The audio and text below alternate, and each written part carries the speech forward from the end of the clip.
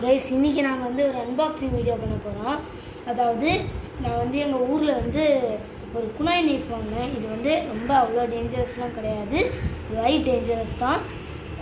குழந்தைங்க கூட பயப்படாமல் யூஸ் பண்ணலாம். நான் முதல்ல இதை அன்பாக்ஸ் பண்ணுறேன்.